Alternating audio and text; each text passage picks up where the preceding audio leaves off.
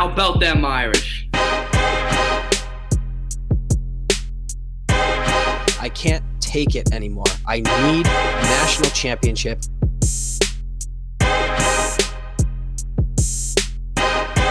This is the Four Horsemen podcast.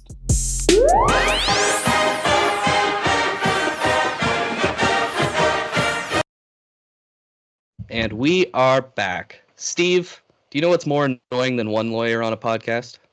What's that, Dylan? Two lawyers on a podcast. I'd like to welcome everybody to this episode of the Four Horsemen podcast. We're joined by @NerdBrutality on Twitter. We'll call him Nerd for short. He is a big Stanford fan, and he's here to represent the Cardinal this week in the preview of our big matchup. So, Nerd, how are you doing? And welcome to the show. Hey, thanks for having me, boys. Excited to be here, and hopefully this show goes a little bit better than the last couple of weeks have gone for Stanford football.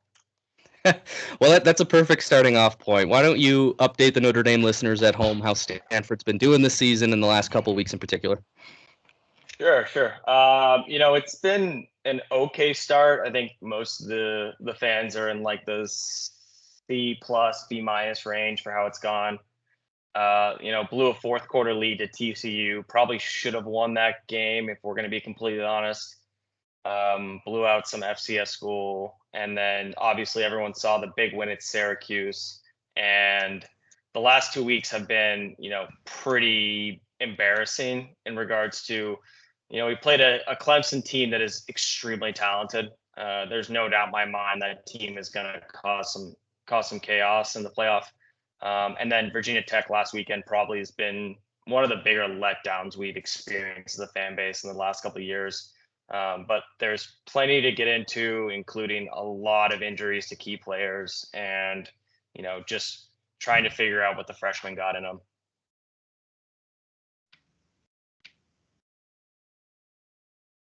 You're on mute, Dylan. Oh, lovely. Absolutely not editing that out at all. That's a relic from COVID that's staying in there.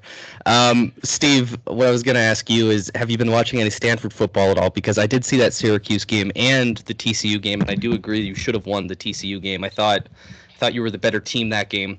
I've been impressed with the way you've played, but Steve, have you had a chance to catch up on any Stanford this year? I've seen a couple of highlights here and there. From my understanding, they have a stud wide receiver. What's that? Eric Ayamore, or if I probably A.O. Manor. Yeah, Alec A.O. Manor from Medicine Hat, Alberta. Alberta. There you go, Dylan. You got that connection. He's your cousin. I know. We almost recruited him. Well, we did recruit him. We didn't push for him. It was annoying. Yeah.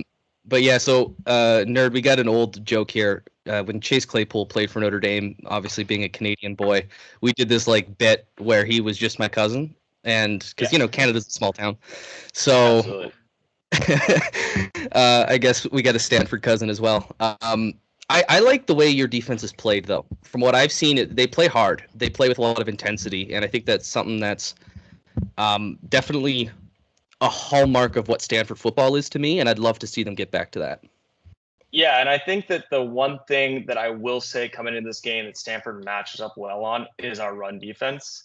And I don't know if you've had a chance to look at the statistics, but it's a top run defense in college football, and it's done pretty well against some good competition.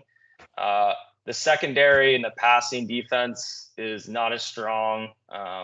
It's just doesn't have the same depth or size. So it'll be the key to our game is going to be trying to keep, everything in front of us and limiting the running opportunities, unlike last year's game where Notre Dame just ran at will on Stanford. Yeah, last year's game was, I think, a relief for Notre Dame because obviously the year before Stanford comes into Notre Dame Stadium and upsets Marcus Freeman in his first year, which really left a sour taste in everybody's mouth because I like Stanford. I grew up with this rivalry being the best rivalry we had. I'm not going to pretend it was the most important rivalry we had, but it was definitely the best one every year because you knew you were in for an absolute dogfight. And it's really annoying when Stanford isn't good and they still beat you because you're like, come on, man, just give me a break. What I will say is, like, I think there's a lot of mutual respect between Stanford and Notre Dame fans because the administrations are pretty similar in regard to the emphasis on academics and being a student first and an athlete second, being well-rounded. So if we're going to be completely honest, I'm not sure there's an athletic department that fits better with Stanford than Notre Dame does. I mean, Notre Dame is, if not one of the best private schools in the country.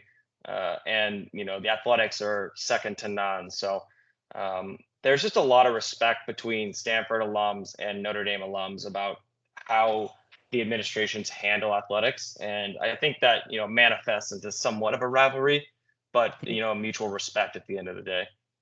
Yeah, definitely a healthy rivalry, and I think it's a very beneficial one too, right? Because Notre Dame picks up Stanford, I think, in the 80s as a regular opponent, and that obviously elevates the Stanford football brand. And by association, Notre Dame gets to hang out with Stanford and boost its academics and say, look who our best friend is. It's just the best school in the world next to us.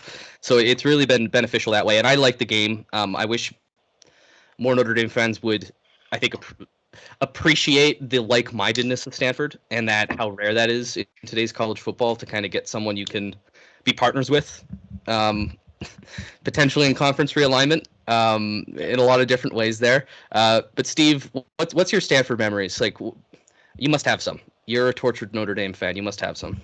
Of course. I mean, there's what the 4th and 18, Everett Golson to was it Ben Koyak, the tight end?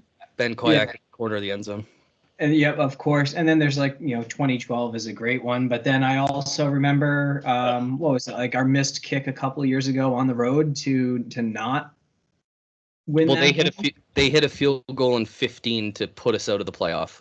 So there's and there's been some brutal losses along the way. I remember Christian McCaffrey just eating our shit alive. Same with Toby Gerhart. So it's been back and forth, and exactly to your point, it's definitely one of my more appreciative teams. And why I love Notre Dame is because they want excellence in the classroom as well as on the field. They want well-rounded men, and that's what Stanford's been able to do. So.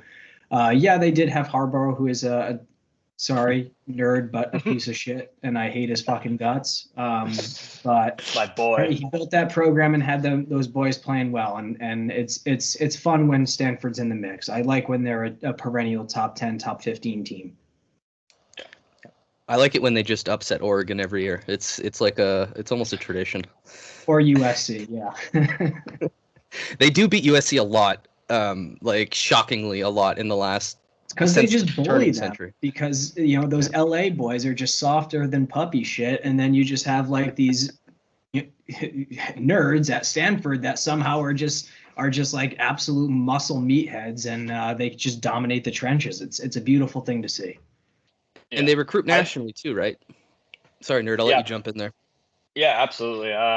I was gonna say, if we're gonna be honest, the most culturally school that would have fit into big of all of the ones that went over was probably Stanford.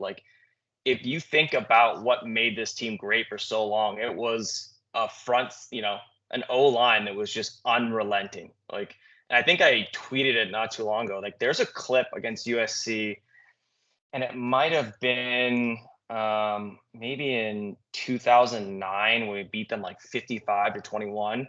And it was the hey, what's your deal game with Harbaugh and Pete Carroll. But there's one drive, and they're up by a bunch, I think, at this point too, where they literally just gave it to Gerhart, Toby, for I think 6 straight runs, and the USC couldn't stop it. They went all the way to the goal line. And there's a great quote where it's I think one of the linemen for USC told the offensive lineman for Stanford at the time, if you run power one more time, I'm going to take myself out of this game. And they did again. And scored a touchdown. I love it. Well, we do have a shared mutual rivalry with USC, right? So I'm sure we'll get a lot of shots on them. Steve, let's briefly talk a little Notre Dame here, just because we didn't record last week. We were on a bye, and Notre Dame played Louisville the week before. So let's just talk a little bit about that game, because we said going into that game, we don't know what this Notre Dame team is, but we're going to find out. And I I think we know what we are now. We're a good football team. We beat Louisville. We covered the spread. I thought it was Riley Leonard's best game. He's my horseman of the game, actually. 3 total touchdowns, 2 passing, which blows my mind. Louisville gave us a really tough one, but I thought Freeman handled it well. I thought Notre Dame played pretty well and could have put them away earlier. What were your thoughts watching the game? And did you watch it live or did you golf? The people want to know. I did watch this one live, believe it or not. I wanted to golf, but actually, hand up, it's completely my fault that we didn't record last week. The storm that blew through the southern United States. Also, I didn't get hit directly by the hurricane, thankfully, and pray for those who are still kind of in the shit right now. But down here in Charleston, there was still plenty of wind that completely fucked up my yard. So I had to spend like 10, 15 hours in my yard doing work, just kind of cleaning up after everything. So my fault on not recording last week. I did watch the game live. I don't even know where to begin with this team. I still, I simultaneously gained faith because we beat a really good opponent, and then lost faith because we should have won by way more than what we did, and it just felt like there's no killer instinct to it, to this team. And we've talked in the past about what's our identity. Like, we know the identity on defense, and there were some low marks on defense, but by and large, like, they did play really well. But on offense, it just seems to be feast or famine, and it just feels like in the right matchups, in the right X's and O's type of games, as we learned against vaunted NIU, when the famines go on, drive after drive, that's gonna jeopardize the season and potentially a playoff run. So I felt great that we won, and there's so much upside to it, but there's still just not enough consistency for me to feel like we are like a top 8 team. We're definitely a top 12 team. I think we probably make the playoff, but again, I still, it's hard for me to see long term the team going deep. So I don't know, I'm in a glass case of emotion right now. Yeah, we learned about this team, but we still don't know how good they can really be, because you look at that first quarter, right? And I thought I woke up from a coma to see an offense that actually was functional and was moving the ball at will, like we kind of expected them to be this year. And then you get into the second, third quarter, and you're like, guys, you just need a touchdown and this game's over. Like, just score. The defense is not giving up anything. And what the defense did give up, Steve, doesn't really happen again. Like, Tyler Shuck on that second touchdown where he throws that sidearm after escaping the pocket for about 15 seconds. When Drake was like coming right in his face, yeah. That, I've never seen a throw like that before. Just tip of the hat to him. But that doesn't happen often. And they hit a 57-yard field goal in a stadium where people don't really make field goals. So, yeah, Louisville moved the ball. They ended up outgaining us because they're playing from behind. But I thought Notre Dame really could have put them away. And I would tell you, Steve, if we played like we did in the first and the fourth quarter throughout the whole game, I'm confident we could beat Alabama. And that's the crazy thing, is like, that's true. That's literally true. Like, if we play like we did in the first and fourth quarters, then there really isn't any team in the country that I think we, at the very least, don't go down to a final possession with. Texas, Ohio State, Alabama, Georgia. Like, we could probably, it could be a 1-score game with any of those teams if we play our best. But those middle 2 quarters make me think that, it's going to be more of the same of the last 25, 30 years. Yeah, I appreciate you taking that one seriously. I was just making fun of the Vanderbilt upset. Obviously, knocked off #1 Alabama yesterday. We would have to add in a few shovel passes, but I think we could do it as well. I think we could play as the mighty Vanderbilt. But, yeah, this team's still a work in progress, right? And unfortunately, there's not a lot of big tests left. Not that the schedule is easy, right? Stanford rivalry game. It's a historically weird game for us. Then you got to play Georgia Tech. That's not an easy game. That's a neutral site game. Navy is good all of a sudden, right? They're 4-0 or 5-0. Then you got that stretch of Florida State as well. Virginia's should be a win in there. And then Army. So they're not easy games, but there isn't a Tennessee on the schedule. And USC, I think I've had a good thumb on USC's pulse this year. They are a good team, but they're not a bona fide playoff team.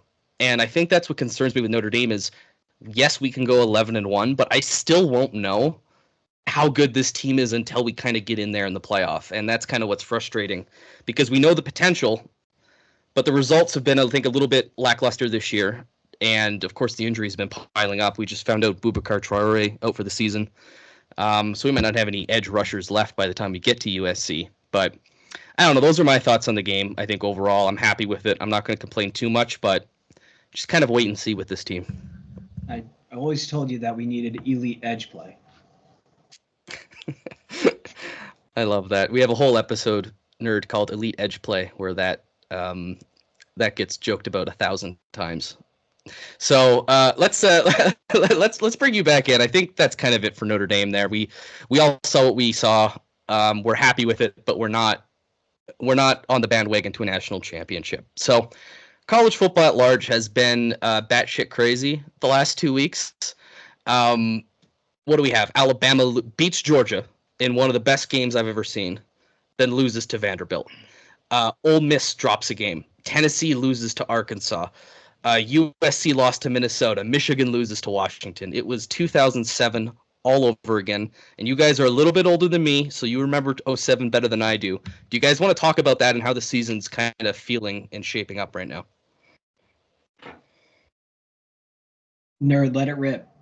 Sure. I mean, anytime USC loses is great, right? Like that's a win almost. I know you should probably like not have like rent free from USC, but like it's so great because we joked about all off season was, USC struggles with physical defenses and hard run games, and they've always had. I mean, it goes back, to Pete Carroll, Helton, whatever was it was in the middle of those.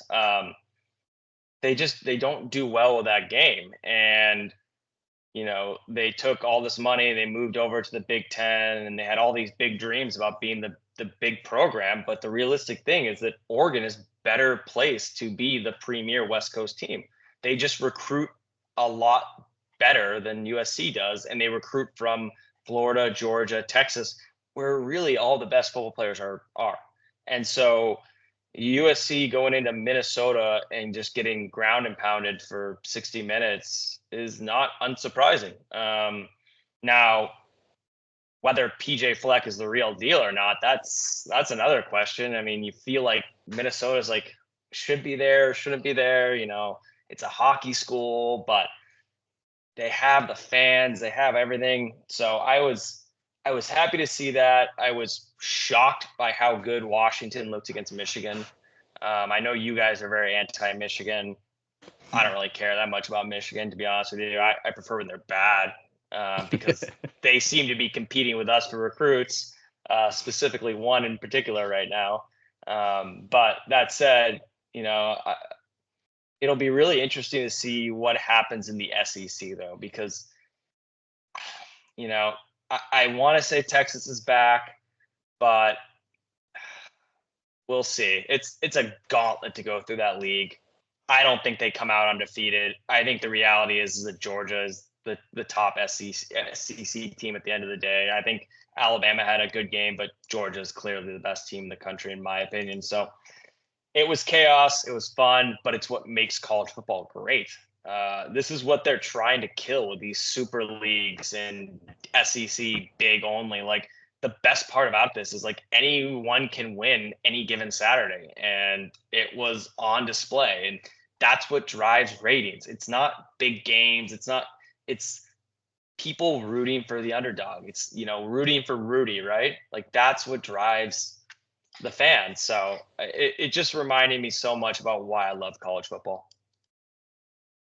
Yeah, and to your point, I think that I have plenty of gripes with the new nil and transfer age, but something to be said about it is that it does almost equalize in a manner of speaking, or at least give kind of mid-tier teams an opportunity to kind of stock up on kind of the scraps of the kind of the best teams. and really kind of throw a wrench into these matchups. Like Diego Pavia, I think was his name, the Vanderbilt quarterback that ended up beating Alabama. Haha, Bama, fuck you. So it was a great weekend of college football. I mean, it was for most people it was pumpkin patch weekend or apple picking weekend. But it just goes to show you that even in like kind of the most mundane matchups, you just what a magnificent and gorgeous sport. Just beautiful. It's chef's kiss. It's everything that I fell in love with when I was like 12 years old and just fall in love with season after season. And yes, Dylan, kind of going full circle to your first question, is it does really have a 2007 vibe to it, where there's just chaos at every turn, and it really doesn't. At this point, it doesn't feel like whoever is the number one team isn't going to hold that mark for longer than a month. Like I think Texas has a loss in there somewhere. I think Ohio State has a loss in there somewhere. I wouldn't be surprised if Georgia, much to your point, nerd, ends up as the number one team, number one ranked team by the end of the year.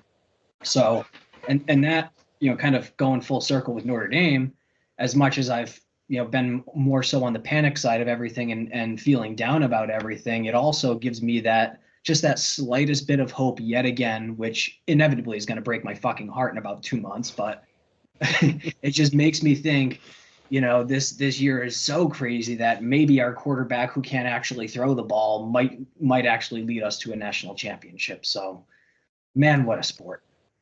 If J.J. McCarthy can win a national championship, asterisk for cheating, I think Riley Leonard can. Fair. I want to kind of tie something both of you guys said together there. Talked about how beautiful this sport is and how they're kind of trying to take this away from us.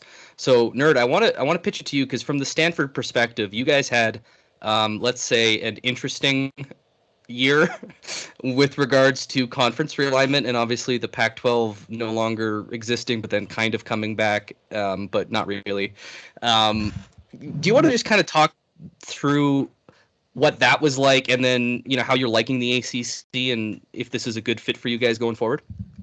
Absolutely. So, as everyone knows, like we knew USC and UCLA were leaving pretty soon, right? That was 2 years ago. It is what it is. Like the conference was strong enough to continue if it backfilled, maybe with like a San Diego State. I'm not as sold on Boise State as everyone else is. It's an incredible football team. They have great fans. It's a tiny market, and they just we would have. There was no money left if it was a Boise State. San Diego State, big city. There's some to that. Colorado State. So those were options on the table, right, to backfill for USC, UCLA, but none of them really compared. And then it really broke. It was Colorado kind of backstabbing everyone and doing these negotiations behind the table. So that fell apart, and those four left. And I'm still not fully convinced Utah or Arizona State want to be in the Big 12. Everything I've talked to from their fans, and I knew a couple, is that they miss the Pac-12. Like they like being associated with the Stanfords, the UCLAs, the USCs. They don't want to be with Baylor or TCU. So, there's some buyer's remorse there. And so then those left, and it was basically like us, Washington, Oregon, Cal, because everyone kind of knew that Oregon State and Washington State were just done, right? It was pretty clear from the start that nobody really wanted them, even though Washington State, sneaky good fan base. If you live in Washington, the moment you leave Seattle, there's Cougar fans everywhere, and they're great people. Everyone I've interacted with is awesome. I love Cougar fans. Oregon State can go fuck themselves. The worst fan base. Everything that bad happens to them, I just celebrate it. They're just the worst people. So anyway, all that happens. I'll get to the main point, which is that we thought we were going to be in the Big Ten. There was rumors going around that we had been vetted along with Cal and Oregon and obviously Washington. So we're like, okay, like when are we going to get our invite? Like we're going to take less money. We get that. And it just kind of never came. And then there was reported that this is it. Like they're not taking it anymore. And so now we're stuck in a conference with Oregon and Washington. And we're like, what do we got to do? And then someone's like, oh, you just go to the ACC. That someone being Notre Dame. And I mean, if you read the stories, it is kind of appalling the fact that it was really Stanford and Notre Dame working together And if you ever get curious, look at the administrative overlap between Stanford and Notre Dame, and you'll see why. The AD has his JD from Stanford. Condoleezza Rice has her master's from Notre Dame. The president had his master's from Notre Dame. Like, there's a lot of overlap there. And so Notre Dame basically said, we'll get you in. And, I think we're forever grateful to Notre Dame, the administration and their fans for sticking up for us and keeping pushing and keeping the ACC together. And I think it's going to be a great win. Honestly, I know that they were very unhappy when it first happened. And SMU is a sleeping giant, man. They have so much money, like a freakish amount of money. They may not have as much as Stanford, but they have more people that want to give money to the football team. I think they're going to be, University of Texas, SMU, and then A&M. Like, I think they have that kind of potential, that kind of money. So I think the ACC will love that addition at some point. Cal, great fan base. I can only imagine it's difficult being a Bears fan because they're like the lovable loser. They've always been that way. Is like they're like the best fans, and they actually do care compared to like some other teams, but they just find ways to lose in the most excruciating way possible. Like, I don't know if there's any other team that has the potential that Cal does and somehow still manages to lose. Like, they are the flagship school. Like, they should be like Texas. They should be like Alabama. And yet they like find a way to be the last place team in the Pac-12 for the entire time. So anyway, as a fan, it was awful. Every day you get on Twitter and people tell you about how everyone hates you and no one cares about your team and you should die. I think it was the North Carolina coach who was like, oh, we'd love to see them die on the vine. Like, it was an onslaught after onslaught. And now that we're there, we kind of love it. Like, the ACC is like-minded institutions. I've joked about it on Twitter. Like, I love Duke. Duke is our best friend now because they're a small private school that just is good at a couple things, and that's what we love. And we love Notre Dame. So it's been interesting. The South, people in the South love football, and I think that's great for our programs. And Notre Dame loves football, so I'm hoping that being associated with that in the future will make our administration care a little bit more. Man, the administration point is so relatable because that has been an issue for Notre Dame in the past. I loved hearing all that. Just from your perspective, kind of taking us through it. I remember, of course, on Twitter when this happens. I remember Notre Dame making the push for Stanford, and it was reported, but Notre Dame didn't hold a gun to everyone's head and said, okay, 9 schools have to vote them in. That, there was other support. I think Miami was quietly a supporter of bringing in Stanford and Cal. And, of course, SMU, who was going to come in for free for a few years or something like that. And was like, that's a no-brainer, guys. Like, Florida State was so dead set on burning down the conference that they were like, absolutely no additions. And, a lot of their fans are very passionate about it. They kind of took it out on us because they're like, Notre Dame, you're not in the conference. Why do you have any say here? And it's like, it's up to you guys to vote them in. But, yeah, we're going to stick our necks out for 2 of the best institutions in the world, right? Cal, Berkeley, and Stanford, unbelievable schools. Stanford is the best athletic program, all-around athletics, by a mile. It isn't even close. Like, look at the Olympics, right? Like, I think Stanford had as many medalists as Canada did. Like, it's just there's so much there, and the idea that they'd be left to die on the vine, as that one coach said, is just kind of gross. I hate it. I hate realignment. I really want us to have a big tent where this crazy college football can keep happening. But the networks are pushing things, and people are backstabbing, and well, here we are. Steve, what do you think of it? I know you follow it a little bit.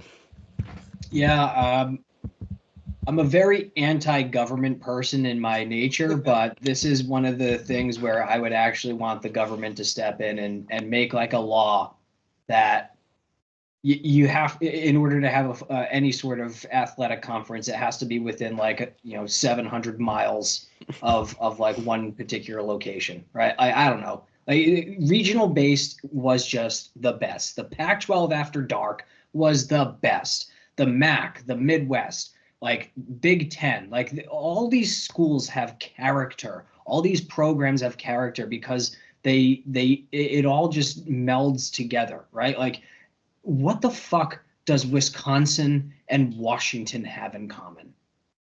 They're big Nothing. research schools. That's about it. Oh, shut up. Like on the football field, they are diametrically opposed, and I don't know, man. It's just such a bummer. Yet again, like we've talked about, it's just don't get me wrong, capitalist to my core, but money, man, it just fucking sucks so bad. It sucked the soul out of everything that was holy and beautiful in this country. I will say one thing warning. is that people don't realize it now. Stanford and Cal were just the first ones, right? This is not done. Like if you're Purdue, Northwestern, Vanderbilt, I don't care that you're a founding member. You should be counting your days because they are going to do the same exact thing. And they may not have the SEC. They might start off some new thing. They will ditch whatever, especially if private equity gets involved. It's over, man. There's a reason why Stanford sits in the private equity capital of the world, and we don't take any private equity. Like, you don't take their money, because the moment you take their money, it's over. I'm telling you, man. Well, it feels like college football sold its soul in some ways. I mean, obviously last Saturday kind of shows that it's still alive and well, but it's like death by 1,000 cuts. And I hate to see it because, like you said, Steve, the regionality was so great. I mean, Texas and Oklahoma fit in the SEC, but God, I loved it when they played in the Big 12 and when they would get upset and it would be the biggest deal. And then you get the Big 10, that was the most boring conference that it was so easy for us Notre Dame fans to say no to, because it's like, I don't want to play Illinois, like shut up. And then they go out and they get Washington, UCLA, and USC, and Oregon, and you're like, oh God, like it's not the way it should be, you know. And there's no point in complaining about it, but fuck it, we're gonna complain about it anyway.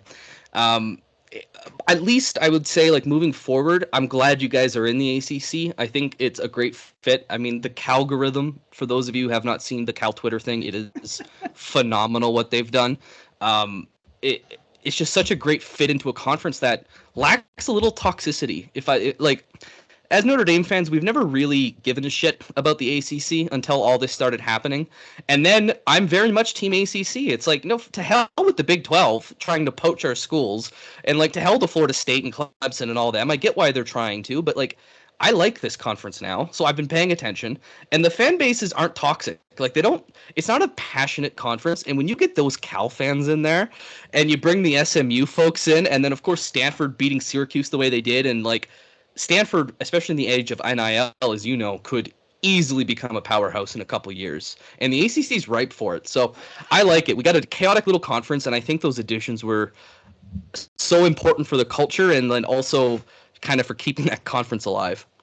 Yeah, I'd love to get a shout out to Hood Bear. And we were talking about this before. For those of you who were like around Cal Twitter, because evidently as a Stanford fan, like the moment I created my account, whatever it was a couple of years ago, they just came at me. And I was like, who are these people? Like, I've watched like Cal games, the place, and they have such a strong fan base on Twitter, and no one knew about them. And, you know, there's a couple I could shout out, but like Hood Bear's the man. Tyler Tamoy is like, I've actually got to know him now, and they're great people. I'm so happy for Cal. Like, obviously there are rivals, and people are like, oh, why would you ever root for your rival? I'm like, dude, we are bonded by trauma. Like, if you were in the Big Boomer comment section with me defending Stanford and Cal from like every Big 12 burner account, you're my boy. You're my boy, Blue. Like, absolutely. Oh man, I love it. I love it. Do you guys want to get into some Week 7 picks? That's a nice tradition we have here, picking the best games of the week.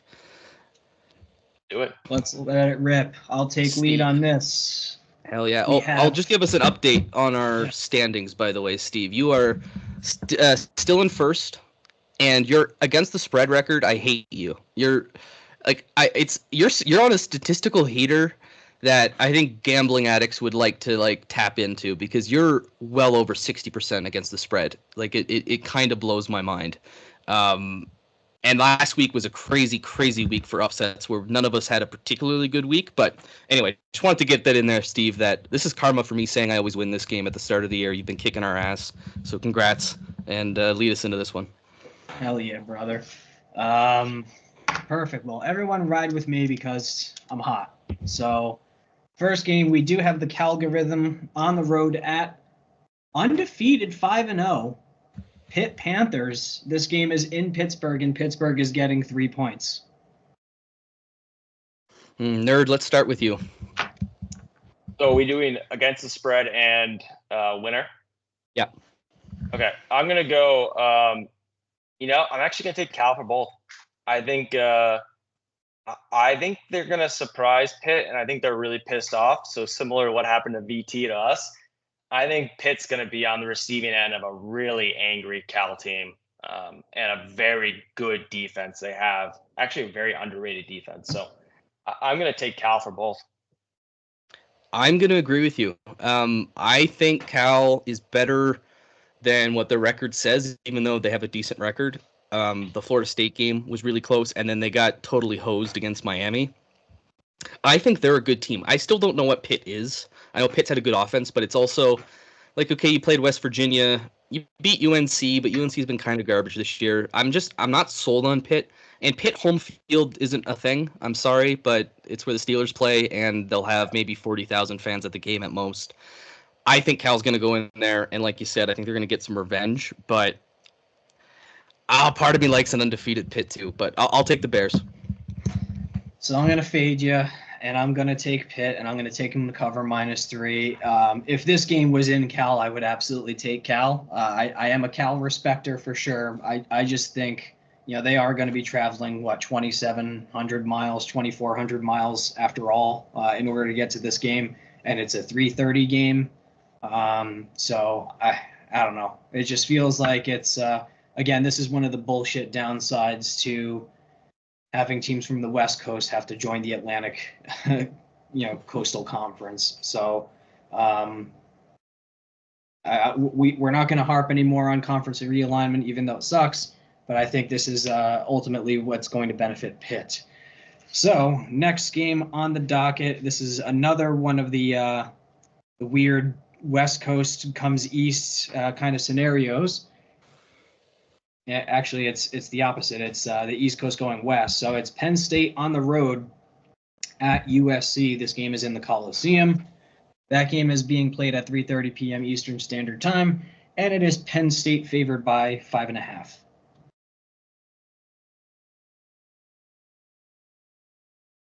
Nerd, what do you got? What are you thinking? I just don't think Miller Moss is the guy. And I think actually USC might be the first year they have a better defense than they have an offense. The only problem is that Pitt plays big boy football. Those are some well-fed boys, and I just don't think USC has a chance. So I'm going to take Penn State on the spread and to win. Steve, sorry, what's the line again?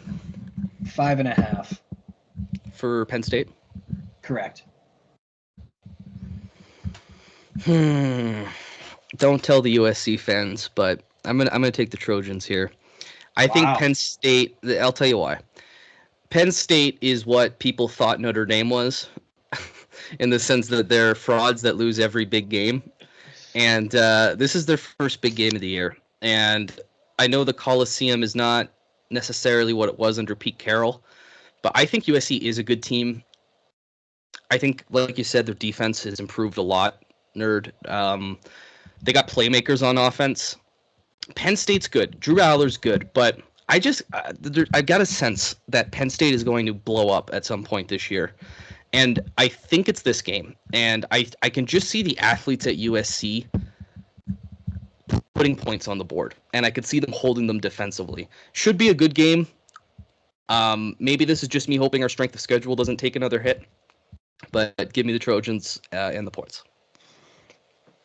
Dylan, everything that you just said is every thought that was going through my head. And I wrote down USC as my pick. But then I figured, Steve, you're an idiot. So and Dylan, everything you said is very smart. I'm just thinking like me, like everything that I always intend to do or try to think is going to happen, like the opposite always happens. So I'm going to psych myself out here and just go with the safe pick of Penn State, and they're going to cover 5.5. I hate that I'm taking it.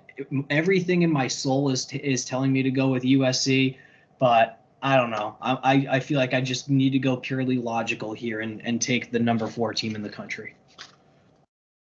Which school do you hate more, Steve? Because I know you're not a Penn State guy for I obvious despise reasons. Penn State. Yeah, I really hate Penn State. I fucking hate USC though. I mean, Let's just throw Michigan into the mix. Let's just keep telling teams we hate, Oh, Michigan. Like, don't get me started. But I mean, I fucking hate. Like, I don't know. We're not gonna go there. You'll get me going for like 20 straight minutes, and it's just not healthy for anybody. So we're gonna go on to the Red River rivalry. Is it? I mean, is it still called the shootout? Is it the rivalry? The shoot? Like, I feel like they got rid of the shootout because they're trying to be too PC. It was I shootout, don't think showdown. Texas is ever going to be PC. Hey, Texas won't let you do the horns down. So they used to have their Big 12 buddies discipline. Be careful what I say. That's another one. I was like, there's like a couple fan bases that scare me. Like, I'm not kidding. Like, scare me. Like, I think we had come across Alabama at one point for some reason. Maybe it was in like another sport, and I was just like, you guys are right. Like, don't like leave me alone. Like, them UCF terrifying in Texas. Like, those people are nuts. I don't say anything bad about them. Before we continue with this one, just word of advice from experience. Don't tweet relative SAT and ACT entry scores between your school and Alabama, or you will have about 300 people in your DMs telling you that you're going to die and that you're a piece of shit for just pointing out that their school is a joke. But anyway, we love our friend Kenneth, Alabama grad there. I'm covering my ass already. Steve, showdown. This rivalry, by the way, is the closest rivalry in the last probably 10 years in terms of score matchups. Like the point differentials and how even the series has been. I love this rivalry. I absolutely love Red River. The Cotton Bowl's awesome. It's weird that it's an SEC game, but I just wanted to get that out there. Nerd, I'll kick it back over to you. Nerd, quickly, just to give you some insight, also another fan base to be terrified of. Not scared because they're intimidating, but just because they're extremely whiny and just overall terrible people. Ohio State. But regardless, for the Red River rivalry shootout, whatever the hell it's called, Texas is actually getting 14 points against OU. Oh wow, that's a tough one. This is.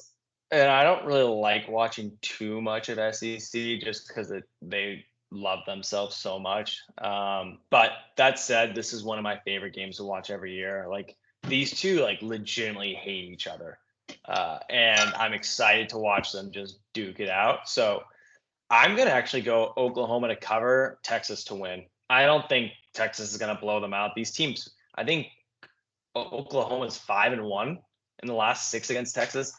They just they bring out a different team when they play against Texas. It doesn't matter how bad Oklahoma is. They play on another level against Texas. So, Steve, do you want to get wild with me for a second? Let's get wild and crazy. This take might age as poorly as the second Joker movie. However, the Oklahoma Sooners are going to win this game outright. Okay, now that's just flat out insane. Give your rationale. Listen. I have seen Oklahoma lose to Texas when they should win, and I've seen Texas lose to Oklahoma when they should win. Oklahoma is not a pushover team this year. They lost to a very good Tennessee team, but they have talent. Brett Venables is a decent coach. Texas is great. Texas is a better team, but this rivalry game produces funky results. I think Oklahoma to cover that spread is my lock of the century. I mean, you can cut that and send it to Old Takes Exposed when I'm wrong next week. But I like the Sooners this year. I feel like I've been the guy who's been higher on the Sooners than everybody else. I rank them higher than everybody else. I think they're going to get it done. This is just one of those games. It's going to be a 38-35 game, and one fan base is going to be really, really annoyed, and I think it'll be the Longhorns. That makes sense. It doesn't really, but I appreciate that. What was it, 2 or 3 years ago? It was the it was the Caleb Williams game where Oklahoma had no business really winning that game, but Caleb Williams out of nowhere just went off. The only thing is I'm a Oklahoma disrespecter this year. I think they're going 7-5.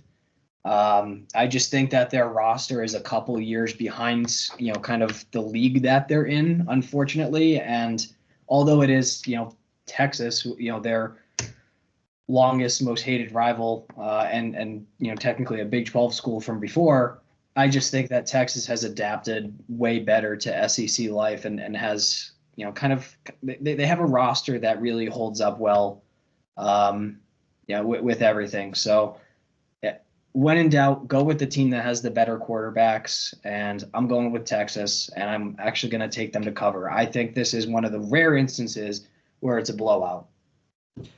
Can you confirm or deny to the audience that our boy Matthew McConaughey is a big factor in your decision to pick Texas? I wish I had his hair. I'll tell you what, man. I'm gonna watch a McConaughey movie tonight. There's so many classics. You gotta find one.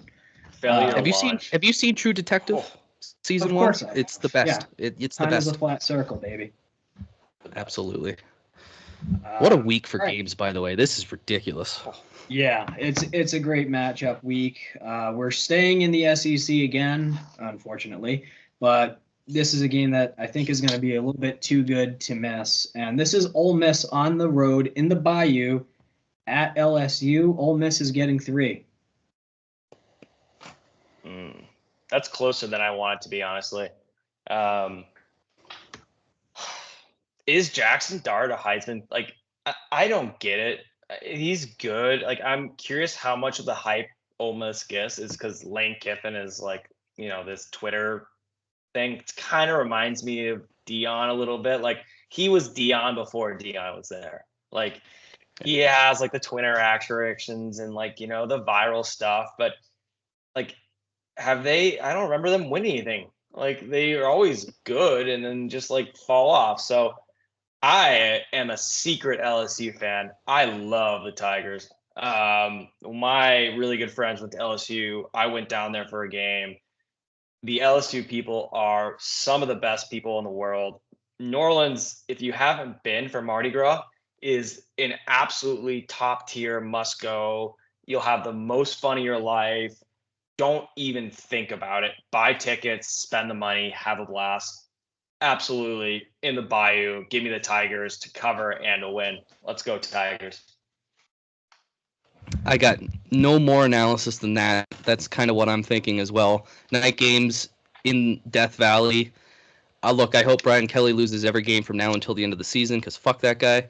But also, like, I kind of think Ole Miss is a better team, but I just, in that environment, it's close. I'm taking LSU. I think the home underdog is a powerful thing, and we'll talk more about that in a bit. Steve? I agree with both of you. I will also be taking LSU money line. Notorious big game winner Brian Kelly is going to lead his team to victory here.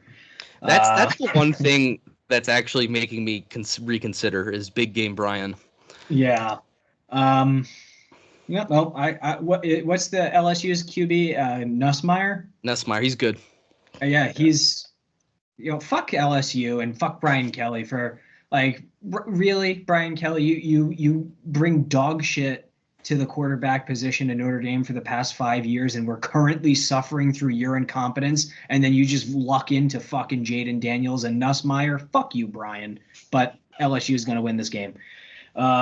Anyway, we're on to the next, which is probably the marquee matchup of the week, if not for the Red River. It's Ohio State at Oregon.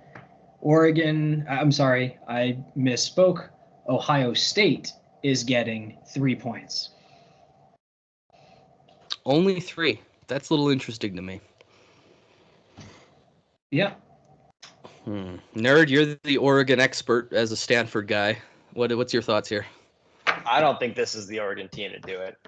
I know they spent a lot of money, and I've seen some very good Oregon teams. I mean, there was some years where it wasn't matter who you put in front of them. It could have been, prime Alabama. They would have ran over them. And it was usually because they had the best quarterback. And I'm not a Dylan Gabriel fan by any means. I think Ohio State just has way too much depth. I think they play, both sides of the ball so well. They probably have the best freshman receiver in the country. No offense to Ryan Williams in Alabama, but that kid at Ohio State is everything you look for in a wide receiver. I think they have the quarterback. I think they have the defense. And it's in Oregon, which is sneakily a very tough venue to play in. I don't think people realize how loud Autzen Stadium is. And I think Ohio State's going to get a wake-up call. But if there's a team that knows how to play in a tough environment, it's Ohio State. I'm not sold on any of the Pac-12 teams to move to the Big Ten this year. So I'm taking Ohio State to win and cover. There's not much more I could add to that again. I mean, I think you're spot on. I think Ohio State is the better team. I will make one counterpoint. Dan Lanning is a better head coach than Ryan Day. Do we agree with that? Was born on third and thought he hit a triple? Yeah. Well, I mean, Dan Lanning was born with a... They're both born on third, if we're going to be honest. Like, neither one of them has ever, really had to build a program. So, I mean, if we're going to be completely honest, I'd probably say Dan Lanning's a better quarterback, but Ohio State has better athletes. Yeah, no, they do, and they're deeper. I think the combination of Autzen Stadium and Dan Lanning is what's doing it for me, and I will be honest, I picked these games preseason. I picked Oregon to win this game, and I picked Oregon to win the Big Ten. So I'm going to stick with that as the home underdog. But like Nerd said, Ohio State's got so much talent this year. I mean, they really should be a national championship favorite. I could see them winning the game for sure. I could see them winning the conference for sure. But in a crazy, crazy week of college football, I'm just open to nonsense this week. And I think Dan Lanning's a really good head coach. Oregon's a tough environment, and they got a good team. I'm with you. I'm not sold on Gabriel, but I'm not really sold on Will Howard either. So, a little bit of a toss-up there. I'm going to take the Ducks for the sake of it and the points. But Steve, you're going to tie break for us, and I'm a little afraid for which way you're going to go. Once again, I'm just psyching myself out because Ohio State is ridiculously talented, but I think Will Howard is just mid, to be honest. And going into the Autzen Zoo at 7:30 p.m. Eastern Standard Time on NBC, I'll tell you what, the Oregon Ducks are going to come out and win this game, so I'm going to take them money line. Wow. That's what I mean. This is hard to pick. We picked 5 really difficult games with close lines, but the fans are the winner. And it really sucks that my friend is having his birthday on Saturday and wants me to come to the city for him because I am very tempted to tell him to take a hike so I could watch college football all day. I don't know if that makes me a bad friend. His real birthday's later, though, so I feel like that's on him. And I gave everyone the warning that I'm unavailable on Saturdays until Christmas. So I don't know. Well, we could talk about responsibility in a second there. Before we get to the Notre Dame-Stanford game, I want to play a game with you guys. We were thinking about doing this during the bye week, but the hurricane kind of prevented that, / I was just really lazy as well. You guys remember when Mike Leach did his press conference and he talks about which, I don't know if it's the mascots or the team names of the Pac-12 schools would win in a battle royal, like a fight to the death. You guys remember that? Mascots. Yep, definitely mascots. Yeah. I think we should do that. I think we should do that with our new ACC pal here in the ACC. Steve, do you have a contender in mind? Do you need to think on it a bit?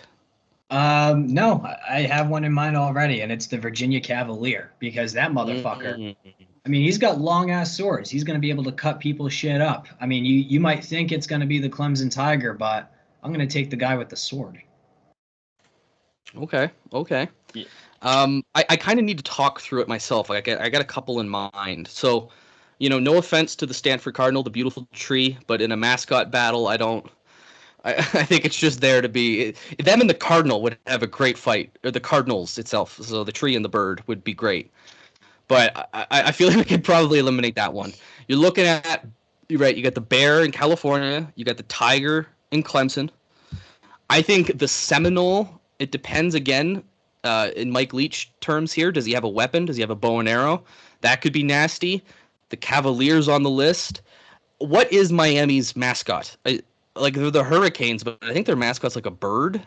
Like It's a, it's an ibis. There's a couple Okay. that live. There's a little flock that actually lives in my front yard down here. Very cool very birds, but cute. they're very timid bitches. Okay, so not Miami. The pony, the pony, and maybe, probably not though. Pit Panther. Okay, we got a contender there. The Yellow Jackets. I'm sorry, I can catch you with my bare hands. You're not a threat. I have no idea what the Syracuse Orange is. You're Useless. It's a you're drink. there. Yeah. Somehow the Cardinal Tree might not be the most useless person in this battle royal. By the way, that's welcome to It's the by far ACC. the orange. Then we got the Blue Devil, of course. We have a mythical creature from beyond. The Eagles, absolutely not. What's a Hokie? It's a What bird. is a Hokie? Small bird. It's a bird. A Demon Deacon, anybody? Is that an old person? Because their old mascot had like the monocle guy, like the Monopoly dude. I think it's just Was- capitalism embodied. I think it's some sort of Southern Baptist preacher gone wrong. Okay, so as an affiliate of a Catholic school, we'll say no to that one. You got the Wolf Pack. If that includes more than one That's a wolf, good one. that is That's something dangerous. to talk about. And then the Tar Heel, I think their mascot's a sheep, so screw them. So we got some contenders in there. Nerd, what do you think? I mean, you have some insight on this as experience from Mike Leach. So what are you thinking? Mike Leach really did point out that Arizona State probably had the best one because it's a mythical, like the devil, right? Like what powers could it have? I think you could eliminate Louisville, honestly eliminate Clemson. Like any of the animals, I'm not really too worried about. Mythical beasts are terrifying. If I'm going to be honest, the bear was always scary. And I think the wolf pack is I don't think anything is beating a wolf pack. Like one tiger and like a pack of wolves. Growing up in Alaska, having seen a wolf and how big they are, like they are like up to your eyes, like on their paws. They are massive. Like they look like a bear and they're fast. A pack of that, I don't think you're getting by. But all the birds could go. They're useless. A hornet can die in cold weather. So can an orange. Yeah, I think if we're gonna be honest, it's a wolf pack. But I will say one thing, and I'm gonna hold you to this. What do you think is the deadliest job in America? Beekeeper? Nope. And it's by far the Oh. deadliest. It's not even close. Do you know how hard it is for me not to make certain jokes right now as a Canadian? Like I'm trying to think like a public school teacher, you know? That. Oh my God. Yeah, honestly, in the South, it might be. Here it is. The number one most dangerous job in America is logging. Trees are dangerous, and more loggers die than any other profession by far. Therefore, the most dangerous mascot is a tree. It's over. Steve, what do you think of that? That was an electric way to close it out. I will say though, I gotta be a Yellow Jacket respecter for one reason and one reason only. This past weekend, I got stung by a wasp. I've been stung by bees my entire life. Not a big deal, never anything. Dude, my whole body broke out in hives. And I've had hives for 3 straight days. My whole body is fucking itchy. So apparently at the ripe age of 34 is the perfect time to develop allergies to a stupid fucking bug. So, that is something worth taking into consideration is the severity of an allergy whenever that Yellow Jacket is around.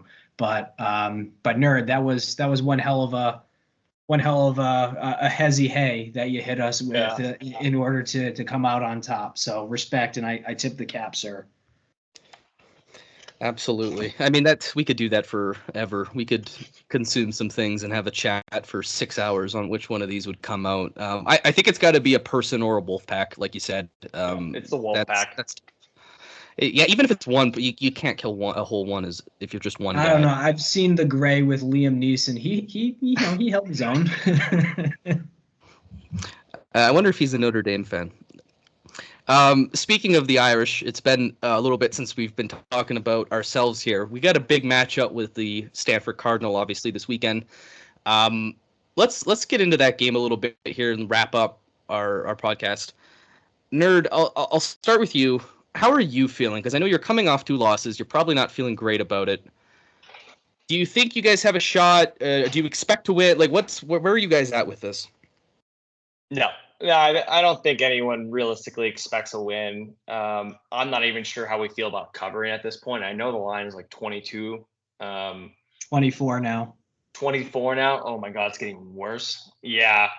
The big problem Stanford's running into right now is injuries. QB1 is injured. Our center is probably, it sounds like he might be out for the year, who's our best offensive lineman. We have a bunch of other injuries going down. I mean, the team is just basically freshmen playing at this point, and there's some really good freshmen. Like, the foundation's being built, but we're like a foundation in the midst of a hurricane. Like, we're just getting hammered every week by bigger, stronger guys. I want to give a quick shout out to Nerd_Nation. He is like our burner. We have a burner group chat, and Nerd Nation is like the smartest of all of us. He actually played Division I football. He like just feeds us information. So based on what he told me, because I trust what he says, the big problem we're going to run into with Notre Dame is the air. And I know that Notre Dame fans aren't huge. Is Riley Leonard, he's still playing, right? Yeah, he's the guy. He's still a good quarterback, and he's probably going to have his best game in his career. Like, our secondary is just, it's holes right now. And I'm kind of curious to see how our run defense matches up with Notre Dame's, running game. But I think you can pretty much take any over bet on Riley Leonard with touchdowns and passing. And I think Notre Dame just has a much better offensive line. They'll be able to pass pro. But what we're kind of at this point right now for us is we're waiting on Elijah Brown to come back. And I don't know if anyone really knows who he is outside of Stanford fans, but he was Bryce. Was it Bryce Love? Quarterback for the Carolina Panthers, who played at Alabama. What's his name? Bryce Young. He was Bryce Young's replacement at Modern Day. He went like undefeated for 4 straight years, national championships, top 10, quarterback recruit. He played 1 series. He looked unbelievable. He looks like the real deal, like maybe our best quarterback since I think maybe Davis Mills, who is a very good quarterback in the NFL still. So we're pretty pumped about him, but he's injured, probably not going to play. Ashton Daniels looks like he's going to be hurt again. Notre Dame's going to have a field day with Lamson. He's just, I don't know if you watched the game last week or his highlights. He's a great kid. He works super hard. He seems like he's just an awesome leader, but he's just not a Division I quarterback. So I expect my game is probably Notre Dame by 26, 27 with multiple interceptions. And, now that I say that, I'm sure Stanford will make it a great game. So that's just how it goes sometimes. But, I think if you're going to watch some players this weekend for Notre Dame fans to kind of keep an eye on, A.O. Manor, the receiver, I think is a first-round talent. You got to have him double teamed at all times. But recently, Emmett Mosley V, whose father was a wide receiver at Notre Dame. And so he has looked really good. We think highly of him. I think he could have a big game. It looks like our running back number 1 has tore his Achilles. So we're on to number 3 right now. I think we have the other one out hurt too. So not much there. Colin Wright, the corner, really good cover corner. They've kind of switched him into nickel position, and he's done really well there. I think he's got NFL Sunday talent. And then evidently we have like one of the best kickers in the country, Emmett Kenny. As Notre Dame fans know very well, Stanford just somehow keeps producing these insanely talented kickers. And Emmett Kenny is, I think he's, maybe not Joshua Carty level, but I think he will be playing on Sundays as well. He's money from inside the 50. So I think if Stanford wins this game, it's because Emmett Kinney kicks 15 field goals. Our Stanford defense plays well, and Riley Leonard just can't pass. That's if we win, it's a close game with a lot of field goals. Realistically, it's Riley Leonard having his career best game. It's funny, you guys can't stop producing great NFL kickers. And Notre Dame had maybe the greatest NFL kicker on the soccer team and weren't even aware of his existence. So to have your problem, I wish we had your kicking problem. I think that's a great analysis, and I really appreciate you naming those players too, so we can keep an eye on them for the game. I know the medicine hat boy. I'm not even going to try to butcher his last name. A.O. Manor, versus Benjamin Morrison is going to be a dogfight, and I cannot wait to watch it. That's going to be fun. I think Notre Dame's had problems with gimmicky offenses a bit. And NIU did a lot of weird shit to us. And you were talking about a little bit of the Wildcat last week, right? Like you guys were running a little bit of weird sets yourself.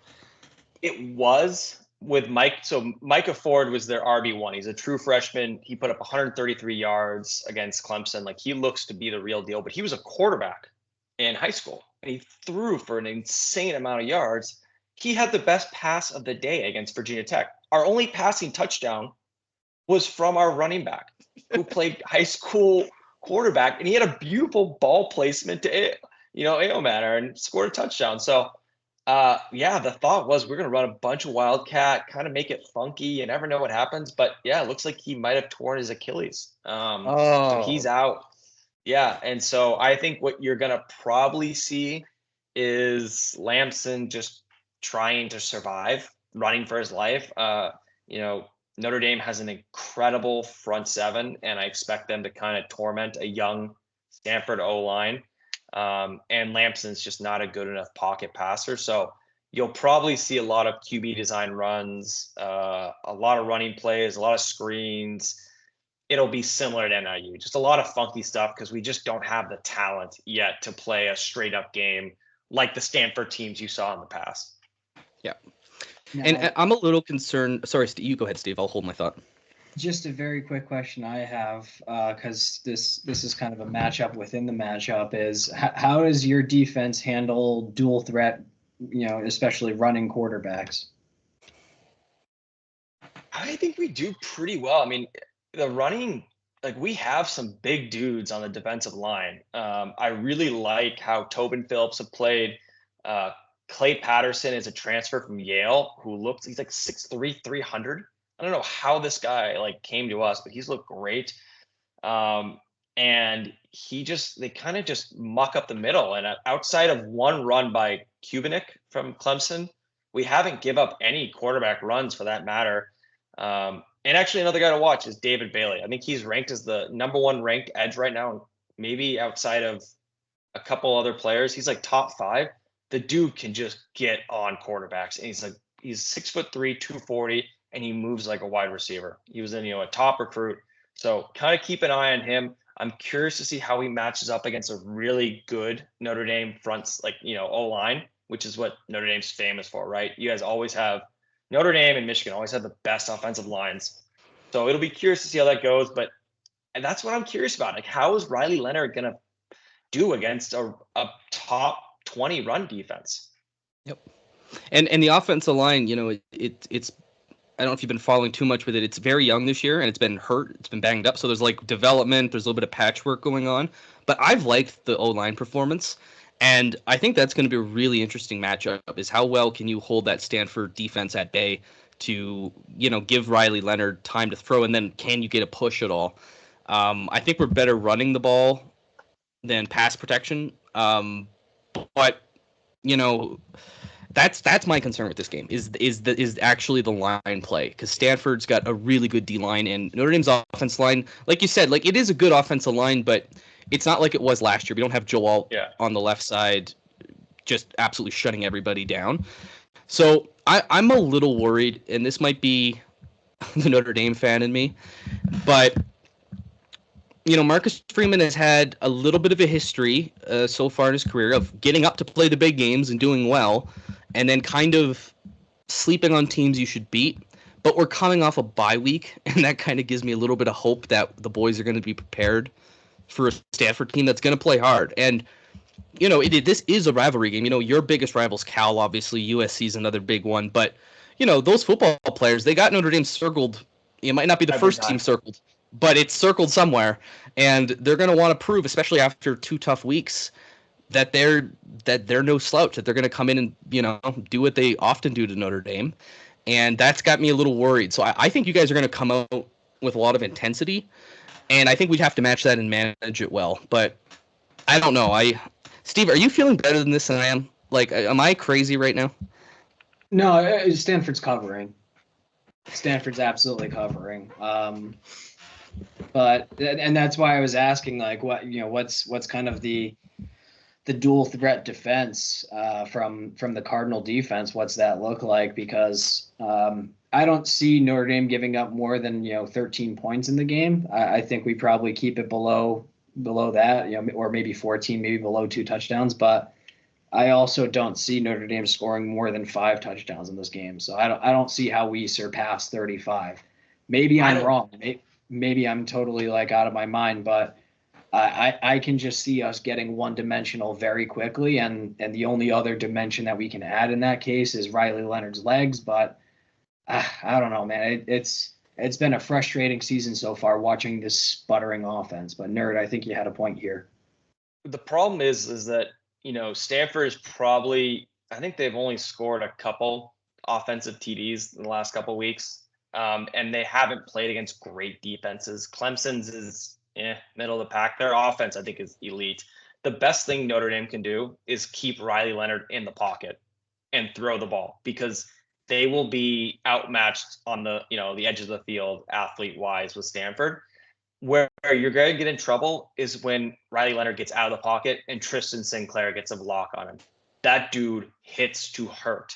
I mean, he is like a traditional Stanford linebacker. If he catches Riley Leonard across the field, he's going to knock him out, man.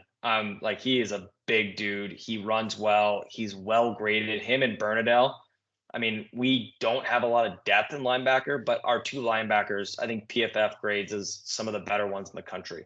So the best thing that Riley Leonard can do is stick in that pocket and just rain bombs. But the moment he comes out of it, you got to be careful, especially with Sinclair on the field. Jeez, you have a lot of confidence in Riley Leonard. Man, I have watched some bad quarterbacks play and just toast this secondary. So I have no doubt Riley Leonard has the skill to do it, especially the way he played at Duke last year. Yeah, and we put up 66 on Purdue, so it's not like it's out of the realm of possibility that we could explode offensively. Steve, do you have your score ready? And I'll explain those voodoo-ness that we have between us. Let me crunch a couple of numbers quick.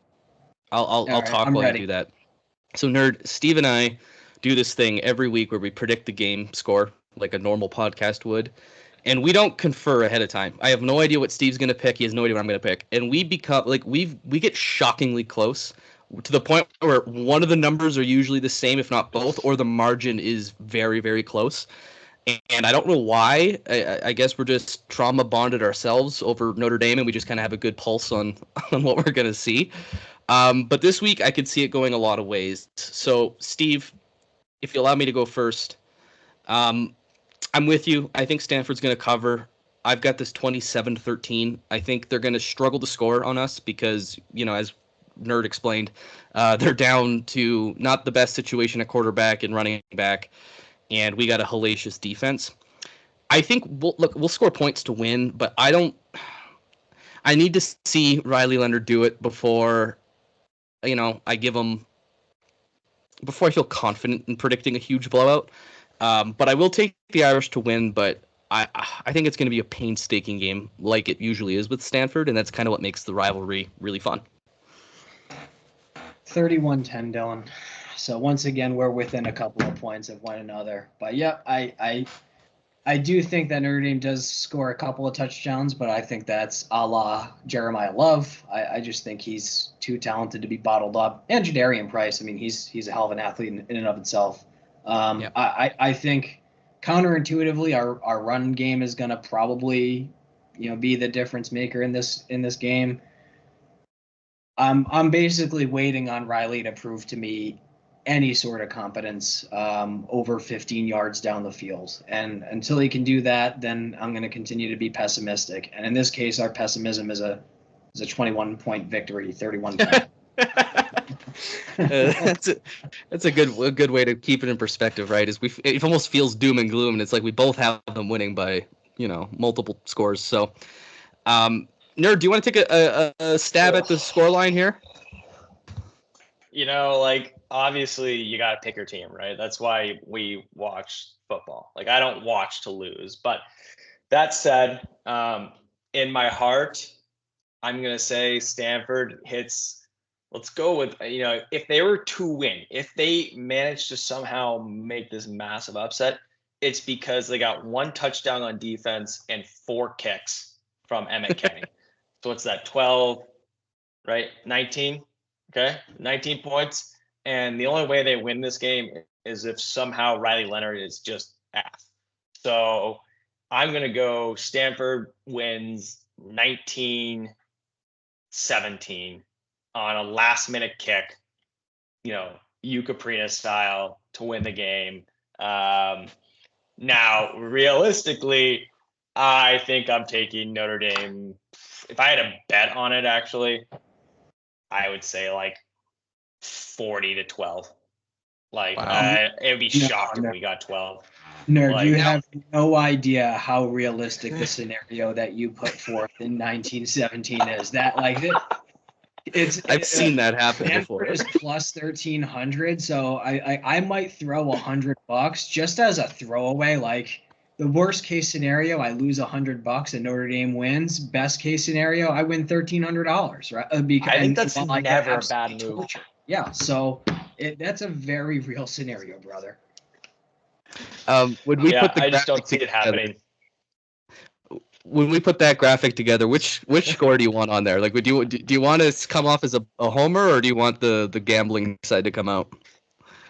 Oh man, that's a good question, honestly, because I feel like I have to be true to the boys. If any of the guys saw I was picking against them, I would feel broken, right?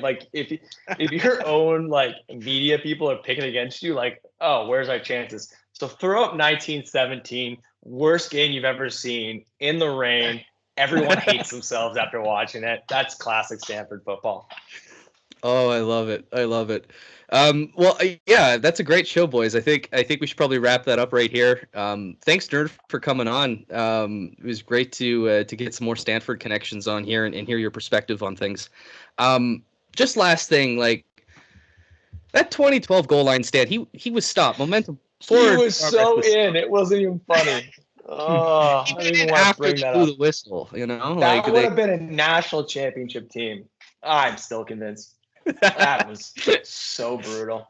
Look, we've been on the wrong side of that too. If you ask a Notre Dame fan about the 2014 Florida State game, someone will throw something at you. Because I don't know if you remember that one. There was a pick play, and Notre Dame scores, and it's offensive pass interference. And then Clemson, 2 years later, wins a national championship on the exact same play. And we're just watching there are you joking? Where was this 2 years ago? But yeah, it's those moments that make rivalries great. Yes, it is. And thank you so much for having me on.